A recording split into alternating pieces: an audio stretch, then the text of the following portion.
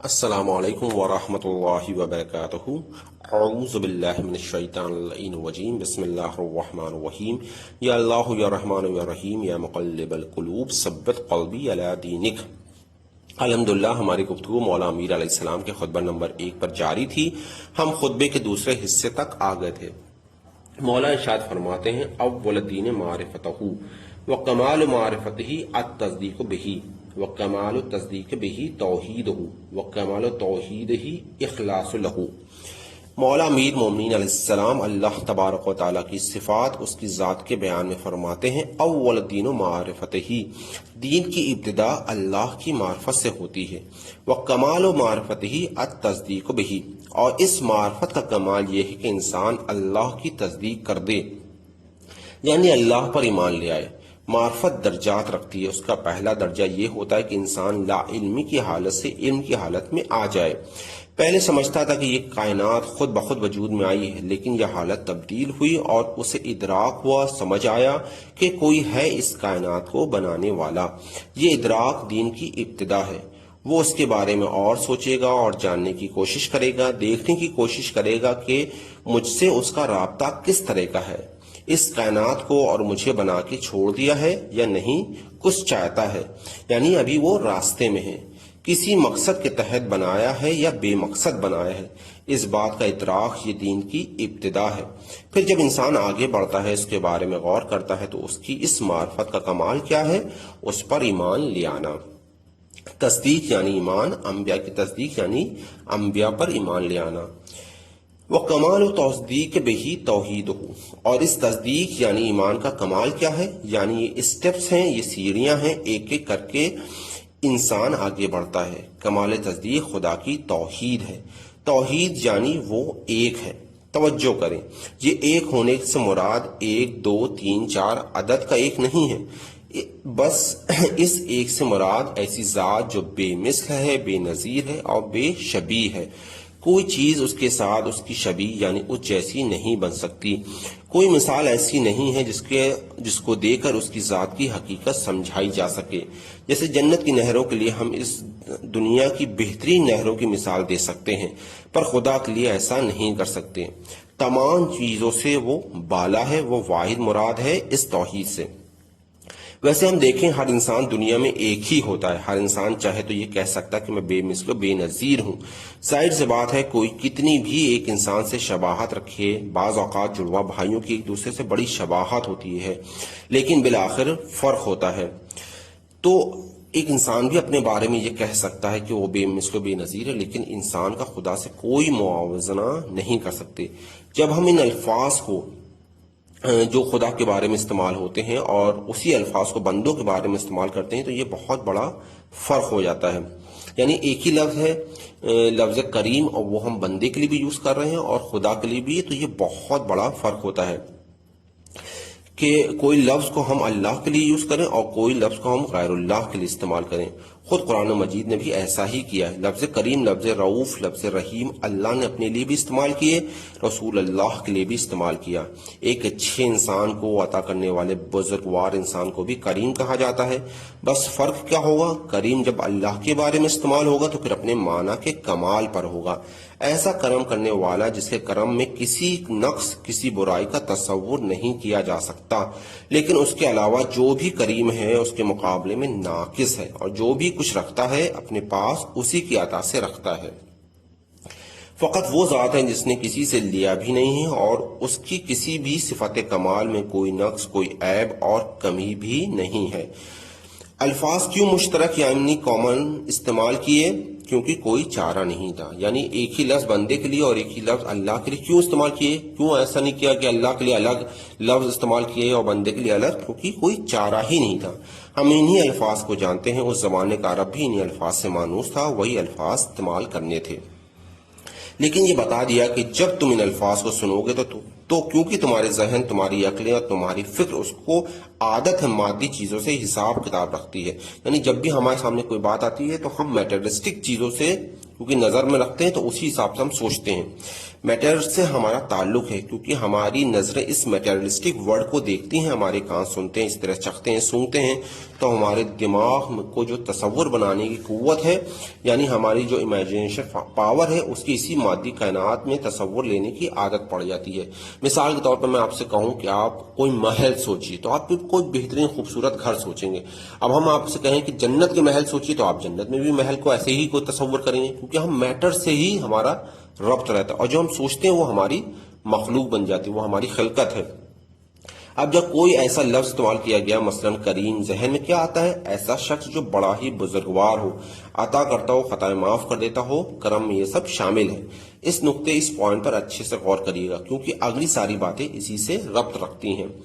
آگے کے ہر جملے میں یہ بات ذہن میں رکھنی پڑے گی. تو جب بھی کوئی لفظ آتا ہے اس سے جو ہمارے ذہن میں تصور آتا ہے, ہم سے کہا گیا کہ وہ تصور جو ہم اپنے ذہن میں کر لیتے ہیں, بنا لیتے ہیں, گویا کہ ہم نے اس کا ایک طریقے سے احاطہ کر لیا ہے, اپنی عقل میں اس کو تصور کر لیا, اور خدا ہمارے تصور میں آنے والا نہیں ہے. بس ہمیں ایک ہلکا سا اندازہ ہو جائے گا کہ اس کی صفت کیسی ہے, لیکن اس کی پوری صفت کا احاطہ کر سکیں وہ کیسا کریم ہے, تو یہ کام ہم نہیں کر سکتے. جتنا بھی سوچ لیں, جتنا بھی غور و فکر کر لیں, جو بھی اس کے نتیجے میں تصور بنے گا اللہ کا, وہ ہماری مخلوق ہوگی, اور اللہ کسی کی مخلوق نہیں ہے. اور جب ہم نے اسے اپنے ذہن میں خلق کر لیا تو ہم نے اسے محدود کر دیا, اور اللہ محدود نہیں ہے.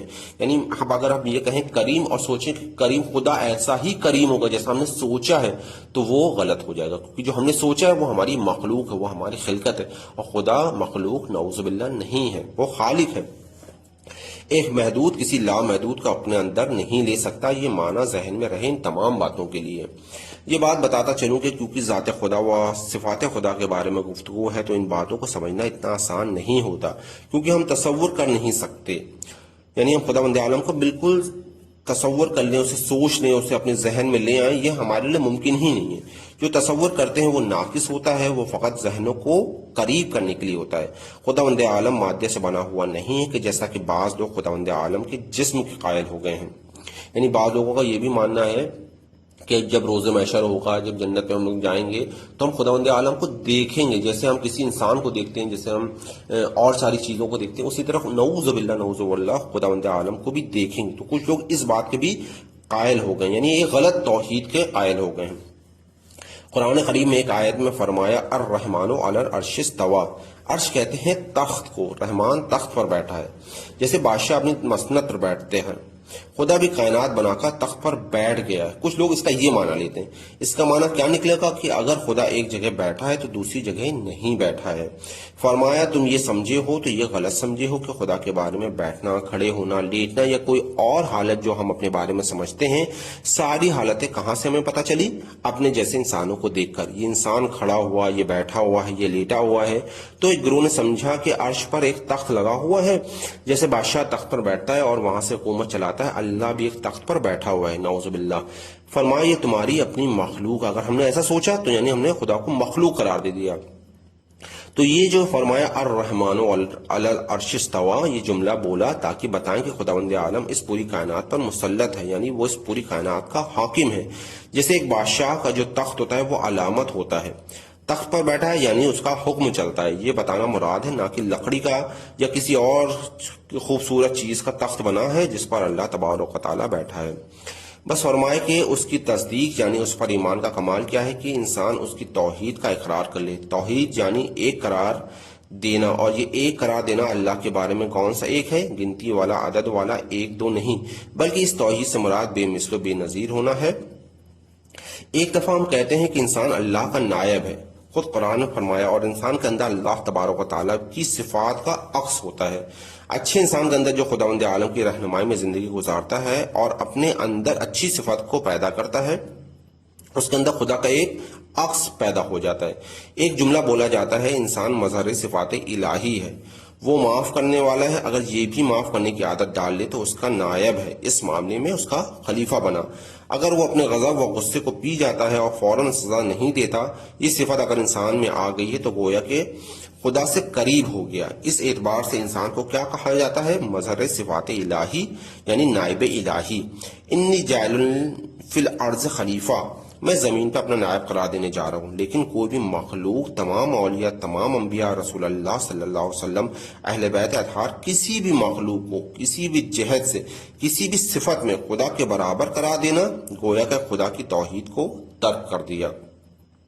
اگر ہم نے کہا ایک نہیں دو عالم ہیں، مثلا اگر ہم کہیں فلاں کا علم، فلاں نبی کا علم خدا جتنا ہے، تو ہم نے دو خدا بنا لیے۔ صفت کے اعتبار سے دو ایسی ہستی قرار دے دیں جو برابر علم رکھتی ہیں۔ اگر ہم کہیں کہ قدرت کے اعتبار سے کوئی خدا جیسا ہے، اگر ہم کہیں رحمت کے اعتبار سے کوئی خدا جیسا ہے، تو ہم نے توحید کو آلودہ کر دیا، خراب کر دیا، ناقص کر دیا، گویا کہ ہم توحید کے قائل ہی نہیں رہے۔ توحید کیا ہے؟ توحید یہ ہے کہ کوئی بھی اس جیسا نہیں ہے، اس کی ادا سے جتنی زیادہ یہ صفات کسی میں ہیں اتنا مقام اس کا بلند ہے، لیکن جتنا بھی کوئی بلند ہو اللہ تبارک و تعالیٰ کے مقابلے میں ہیچ ہے۔ اللہ سے اگر موازنہ کیا جائے تو ہیچ ہے، اور یہ بات ہم اسی نہج البلاغہ میں، صحیفہ کاملہ میں، کلمات معصومین میں جب خداوند عالم کی بات ہوتی ہے تو ہم بڑے واضح انداز سے اسے دیکھ سکتے ہیں۔ وہ افراد کی جو محبت اہل بیت میں اس طرح کی باتیں بیان کرتے ہیں، کسی بھی صفت میں سننے والا کسی غیر خدا کو خدا جیسا سمجھ لے یا نعوذ باللہ خدا سے برتر سمجھ لے تو پھر شرک کا مرتکب ہو جائے گا۔ اور شرک کے بارے میں اللہ تبارک و تعالیٰ نے قرآن کریم میں کیا فرمایا ہے، یہ جملہ قرآن مجید کے یاد رکھیے گا۔ خداوند عالم ارشاد فرماتا ہے، جس نے شرک کیا، اللہ کے ساتھ کسی کو شریک سمجھا کہ کوئی اس کے برابر ہے، جیسے کاروبار میں پارٹنرز ہوتے ہیں، جب تک دونوں کسی بات پہ اگری نہ ہو ڈیل ہی نہیں ہو سکتی۔ اگر کوئی سمجھے کہ اللہ کے ساتھ کوئی اس طرح سے شریک ہے کہ جب تک اس کی اجازت نہ ہو خدا نہیں کر سکتا، یہ مشرک ہے۔ اور قرآن مشرک کے بارے میں کیا کہتا ہے کہ خدا کے ساتھ جس نے شرک کیا فقد حرم علیہم جنہ، اللہ نے جنت اس پر حرام کر دی، اور فرمایا کہ ان اللہ لا یغفر ان یشرک بہ، یقینا اللہ اسے معاف نہیں کرے گا کہ کوئی اس کے ساتھ کسی کو شریک بنائے، ویغفر من دون ذلک لمن یشاء، شرک کے علاوہ جیسا اس کی معیشت ہوگی وہ معاف کر دے گا، لیکن جو شرک ساتھ لے کے آیا تو خدا نے اعلان کر دیا ہے کہ اسے معاف نہیں کیا جائے گا۔ یعنی کتنا عظیم گناہ ہے کہ اگر ہم خدا کے ساتھ کسی کو شریک کریں گے تو یہ شرک ہو گیا، اور خداوند عالم کہہ رہا ہے کہ ہم شرک کے گناہ کو نہیں معاف کریں گے، اور اس کے علاوہ کوئی گناہ انسان کرے گا تو اگر اس کی مشیت ہوگی تو وہ معاف کر سکتا ہے۔ یعنی شرک کے علاوہ تمام گناہوں کی معافی پاسبل ہے، لیکن شرک کی معافی پاسبل ہی نہیں ہے۔ تو دھیان دے کہ ایسے جو خطیب ہیں جو ایسی باتیں کرتے ہیں ممبروں سے کہ اہل بیت علیہ السلام کے درجے کو اللہ کے درجے کے برابر لے آتے ہیں یا اس سے بھی بلند کر دیتے ہیں، نعوذ باللہ وہ شرک کر رہے ہیں، اور ہمیں ایسی مجلسوں سے، ایسے خطیبوں سے گریز کرنا چاہیے۔ دین اسلام کی ابتدا بنیادی توحید سے ہوتی ہے، ورنہ جیسا کہ پچھلے درس میں بتایا گیا تھا کہ مشرکین مکہ کہتے تھے کیا خدا کو نہیں مانتے؟ کہتے تھے ہم مانتے ہیں، لیکن اس کے ساتھ شریک قرار دیتے تھے۔ مشرکین مکہ کیا آخرت پر اعتماد نہیں رکھتے تھے؟ رکھتے تھے، اور کہتے تھے کہ یہ فرشتے اللہ کی بیٹیاں ہیں، نعوذ باللہ، یہ شفاعت کریں گے قیامت کے دن، اعتقاد رکھتے تھے، پر اس اعتقاد کو قرآن نے باطل قرار دے دیا۔ ان سے کہا کہ یہ آخرت پہ اعتقاد ہی نہیں رکھتے۔ غور کریں، کافر کہہ رہے ہیں کہ آخرت میں یہ اللہ کی بیٹیاں یعنی فرشتے ہماری شفاعت کرائیں گے۔ لات، عزا، منات جن کے نام رکھے تھے یہ سارے مؤنث ہیں، یعنی یہ سارے فیمیل ہیں۔ اللہ نے کہا یہ آخرت پر ایمان ہی نہیں رکھتے، کیونکہ ایمان اسے کہتے ہیں جو حقیقت پر ایمان ہو، من گھڑت چیز پر ایمان رکھنے کو ایمان نہیں کہتے۔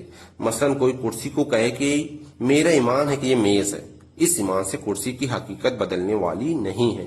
کسی کا کچھ بھی ایمان ہو، جب تک اللہ کی کتاب اس ایمان کی تصدیق نہ کر دے جب تک وہ ایمان بے معنی ہے، من گڑھت افسانہ ہے۔ وکمال و تصدیق بہی توحید و بہی، اور اس کی تصدیق کمال اس کی توحید ہے، اور کمال توحید ہی الاخلاص اللہ، اور توحید کا کمال ہر چیز کو اس کے لیے خالص قرار دینا ہے۔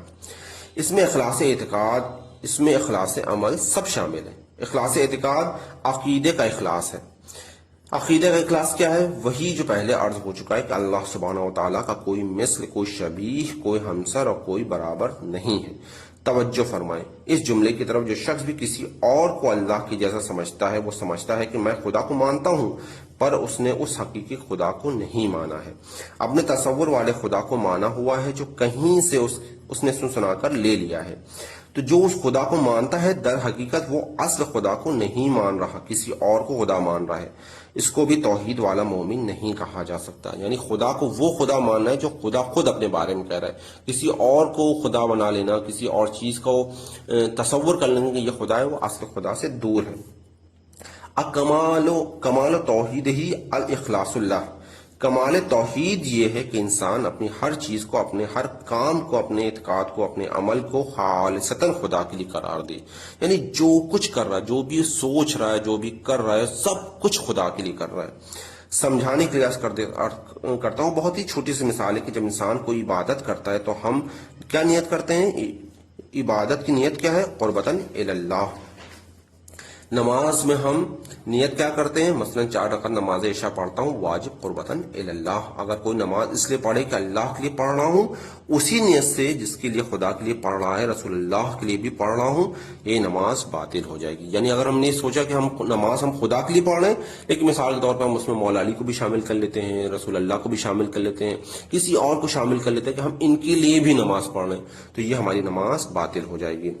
کوئی بھی عبادت، مثلا انسان کسی کو دکھانے کے لیے نماز پڑھے، عام طور پر یہ ہو جاتا ہے کہ انسان اگر تنہائی میں گھر میں نماز پڑھ رہا ہے تو جلدی سے ڈھیلی ڈھالی، بغیر تعقیبات، بغیر تسبیح، جلدی نماز پڑھی اور اپنے کام میں لگ گئے۔ لیکن وہی جب 4-5 اور افراد بیٹھے ہوئے تھے جن کی نظر میں انسان کی ایک شخصیت و ایک مقام ہے، تو پھر سوچتا ہے کہ تھوڑی بہتر نماز پڑھوں۔ اگر اس طرح نہ پڑھی جس طرح اکیلے میں پڑھتا ہوں تو یہ کہیں گے یہ تو عیوی ہیں۔ تو ان کی عیوی سے بچنے کے لیے اللہ کے سامنے عیوی ہو جاتا ہے، یعنی اللہ تبارک و تعالیٰ کا لحاظ کم ہے اور اپنے جیسے 3-4 آدمیوں کا لحاظ زیادہ ہے۔ اپنی شخصیت کو ان کے سامنے بنانے کو زیادہ بڑا سمجھتا ہے، اللہ کے سامنے اپنی شخصیت کو محفوظ رکھنا کم اہمیت دیتا ہے۔ نچلے درجے کا یہ شرک ہوتا ہے۔ البتہ یہ شرک وہ نہیں ہے جسے شرک جلی یا شرک اکبر کہتے ہیں، کہ انسان کھلم کھلا کہے کہ اللہ کے ساتھ یہ بھی ہے۔ یعنی یہ وہ شرک تو نہیں ہے جسے ہم کہیں گے شرک اکبر یا شرک جلی، بڑا شرک جس میں ہم خداوند عالم کے ساتھ کسی کو شریک کر لیتے ہیں، لیکن بہرحال یہ بھی ایک شرک ہے کہ ہم نماز پڑھ رہے ہیں تو خالص اور خالص خدا کے لیے پڑھیں۔ اگر ہم کسی کو دکھانے کے لیے ریاکاری میں نماز پڑھ رہے ہیں تو یہ بھی ہم شرک کر رہے ہیں۔ وہ نماز تو ہماری باطل ہو ہی جائے گی ریاکاری میں، لیکن یہ بھی ایک شرک کے بڑے اس میں زمرے میں چلا جائے گا۔ تو اگر ہم نماز پڑھ رہے ہیں کسی کو دکھانے کے لیے، کسی کے لیے، اور تو وہ جب باطل ہو جاتی ہے تو بقر اور ساری چیزیں کریں گے تو کتنا خدا سے دور ہو جائیں گے۔ نادانستہ عادتاً غلطی سے انسان ایسا کر دیتا ہے۔ جب بھی ایسا ہو، یعنی یہ بھی ایک ٹیسٹ ہے انسان کا کہ اگر انسان دیکھنا چاہے کہ اللہ کے ساتھ میرا رابطہ کیسا ہے اور خدا کا مقام میری زندگی میں کتنا ہے، تو دیکھے کہ تنہائی میں اللہ والا کام کیسے کرتا ہے اور لوگوں میں اللہ والا کام کیسے کرتا ہے۔ یعنی اگر ہم ہر انسان اپنے آپ کو دیکھیں اور اپنے آپ کا جائزہ لینا چاہے کہ میری زندگی میں خدا کتنا ہے اور میں خدا سے کتنا قریب ہوں، تو بہت آسان سا ایک ٹیسٹ ہے، بہت آسان سا ایک طریقہ ہے کہ ہم اپنے کاموں کو چیک کریں کہ ایک کام جو ہم اکیلے میں کر رہے ہیں وہ کیسا ہے اور ایک کام جو ہم لوگوں کے سامنے کر رہا ہے وہ کیسا ہے، اور اس کے بیسس پہ ہم اپنا موازنہ کر سکتے ہیں۔ نام اس کا اللہ کا کام رکھا ہوا ہے، پر جب صرف وہ دیکھ رہا ہے تو کیسے ہوتا ہے، اور جب اور لوگ دیکھ رہے ہوں تب کیسا ہو جاتا ہے۔ جب لوگ سامنے ہوں تو کام زیادہ خوبصورت ہو جاتا ہے، اور جب صرف خدا دیکھنے والا ہے تو کام ڈھیلا ڈھالا ہو جاتا ہے۔ یعنی اس کا مطلب ہم خدا کے لیے کام نہیں کر رہے ہیں، لیکن اگر ہم اکیلے میں ہیں، بہت خضوع خشوع کے ساتھ نماز پڑھ رہے ہیں اور لوگوں کے سامنے بھی خضوع خشوع کے ساتھ نماز پڑھ رہے ہیں، تو اس کا مطلب ہم خدا سے قریب ہیں۔ یعنی ایک آسانی سے اپنے آپ کا جائزہ لے سکتا ہے انسان۔ ہم نے نماز پڑھی صرف اللہ کی خاطر، قربتاً اللہ۔ ہم نے روزہ رکھا، قربتاً اللہ۔ ہم حج پہ گئے، قربتاً اللہ۔ ہم زیارت امام حسین علیہ السلام پہ گئے، کیا نیت ہوگی؟ عبادت کس کے لیے مخصوص ہے؟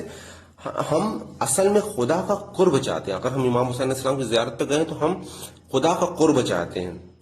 ہم ایک بہترین وسیلے کی زیارت کے لیے جا رہے ہیں، ایک بہترین وسیلہ کو جس کی ہستی کی طرف، جس کی شخصیت کی طرف، جس کی صفات کی طرف، جس کی قربانی کی طرف جیسے انسان کی توجہ ہوتی ہے، دنیا انسان کی نظروں میں ہیچ ہونے لگتی ہے۔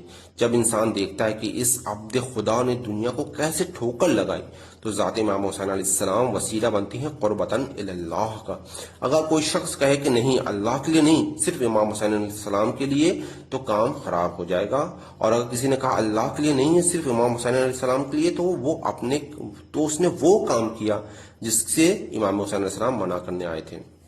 یعنی اگر کوئی شخص گیا مولانا امام حسین علیہ السلام کے روضے پر، اس نے کہا کہ نہیں ہم اللہ کے لیے نہیں آئے، ہم یہاں پہ امام حسین علیہ السلام کے لیے آئے، تو اس نے وہ کام کیا کہ جو امام حسین علیہ السلام منع کرنے آئے تھے۔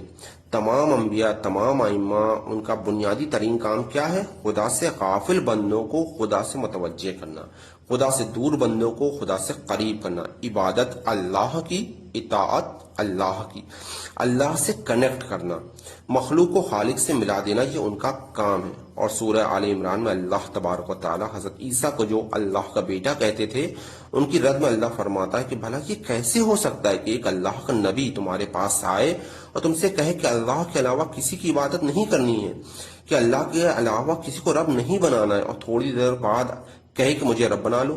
اور پھر قرآن کہتا ہے کیا وہ تمہیں ایمان کے بعد کفر کا حکم دے گا؟ یعنی ایک انسان ابھی تو کہہ رہا تھا کہ خدا کو مانو، اور تھوڑی دیر کے بعد وہ اپنے آپ کو خدا کہہ رہا ہے۔ کیا ایسا ممکن ہے؟ ایسا نہیں ہو سکتا۔ قرآن کی آیت ہے، رسول پاک سے فرمایا افا غیر اللہ عبدی ربن، اے رسول ان سے کہیے کہ میں اللہ کے علاوہ کسی کو رب بنا لوں؟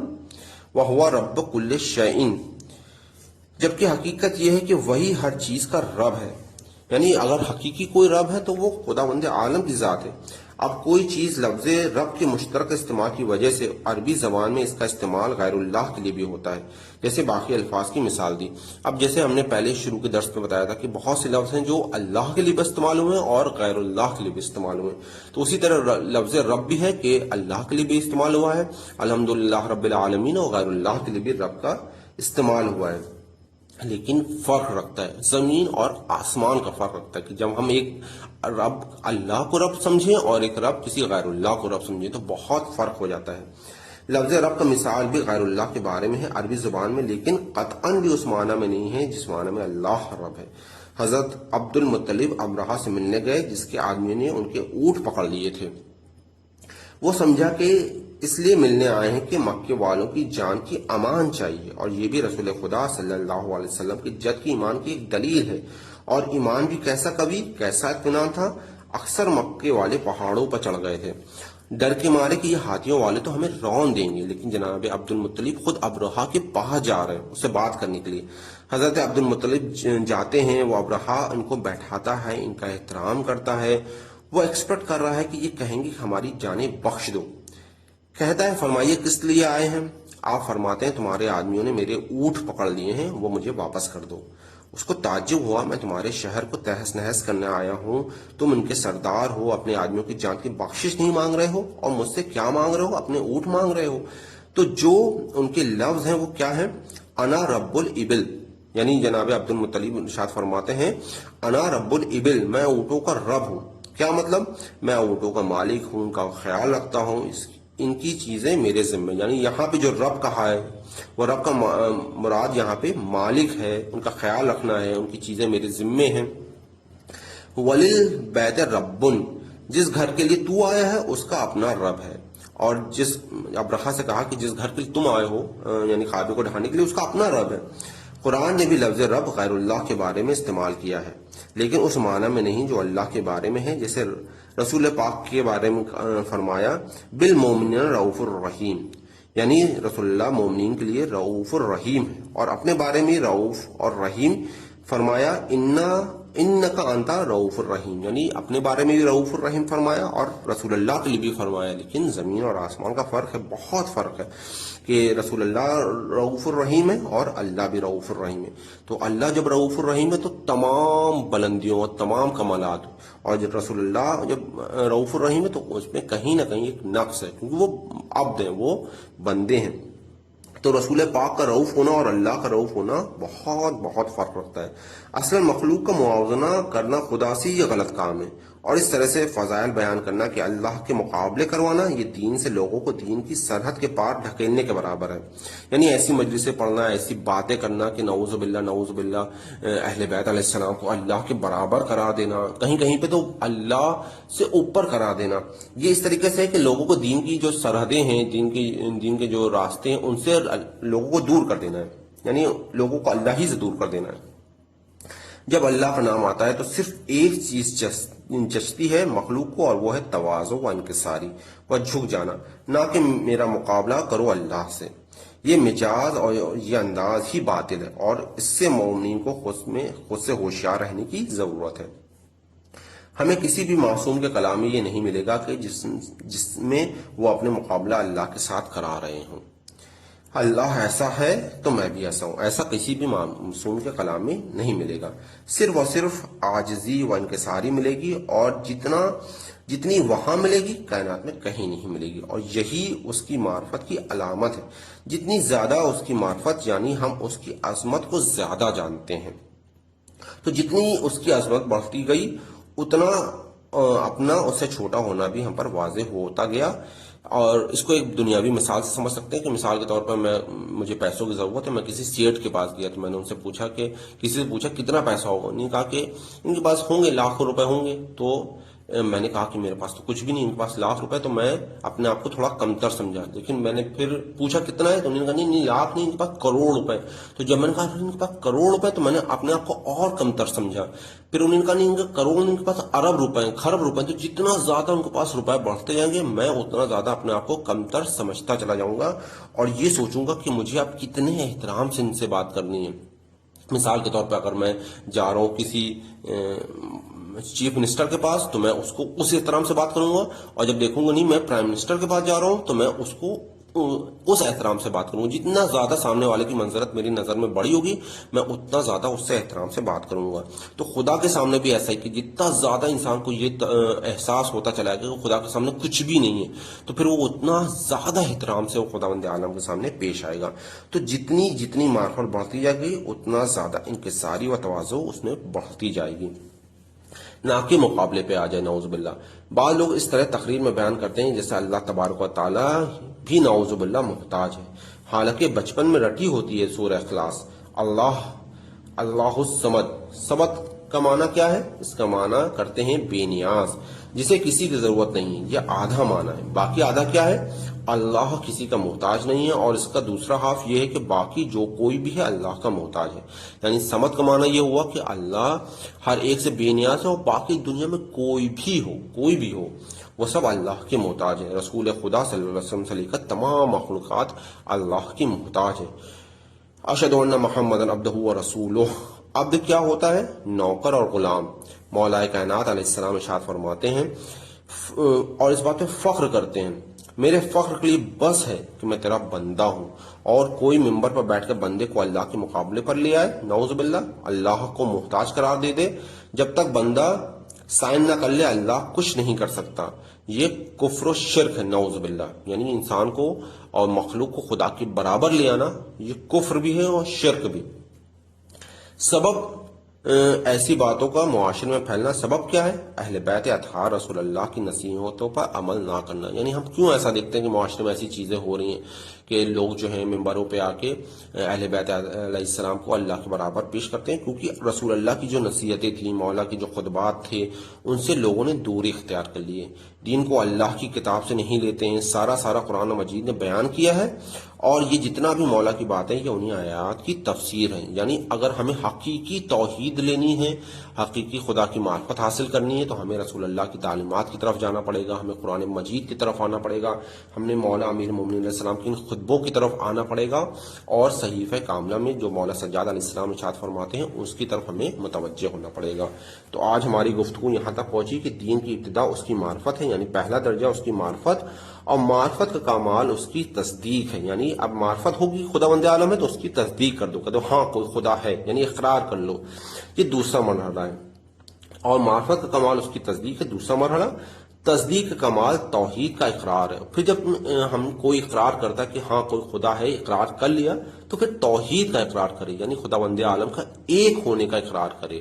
دو خدا نہیں ہو سکتے، 5 خدا نہیں ہو سکتے، 10 خدا نہیں ہو سکتے، خدا ہے تو ایک خدا ہے۔